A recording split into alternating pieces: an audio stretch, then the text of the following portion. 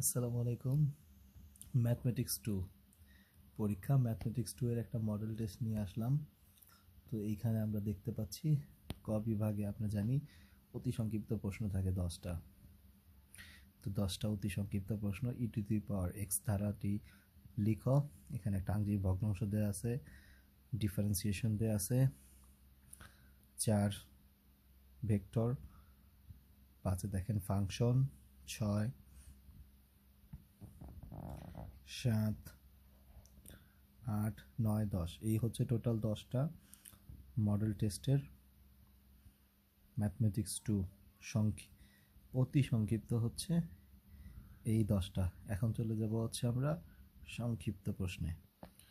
সংক্ষিপ্ত বিভাগ খ বিভাগ, সেখানে প্রতিটা প্রশ্নের মান হচ্ছে 3 এবং 10টি থাকবে। এই ক্ষেত্রেও আংশিক ভগ্নাংশের প্রকাশ, একটি বিস্তৃতিতে এক্স বর্জিত পদের মান, এটা খুবই ইম্পর্টেন্ট এই টাইপসের অঙ্ক। এইটাও আসতে পারে, আবার চেঞ্জ আসতে পারে। দেখেন মান নির্ণয় আছে, লিমিটের অঙ্ক 14, মূল নিয়মে অন্তরক সহগ 16, 17,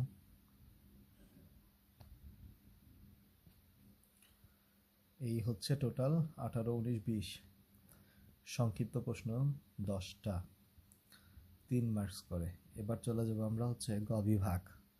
এইখানে টোটাল প্রশ্ন হচ্ছে 5টা দিতে হবে, 8 মার্কস করে। মান নির্ণয় আছে, এক্স এর সাপেক্ষে অন্তরক সহগ।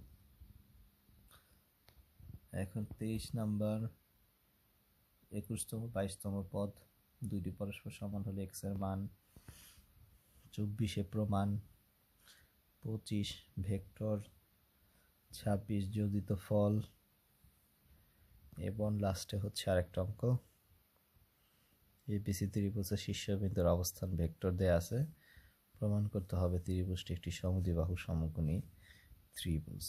এই হচ্ছে মডেল টেস্ট ম্যাথমেটিক্স 2।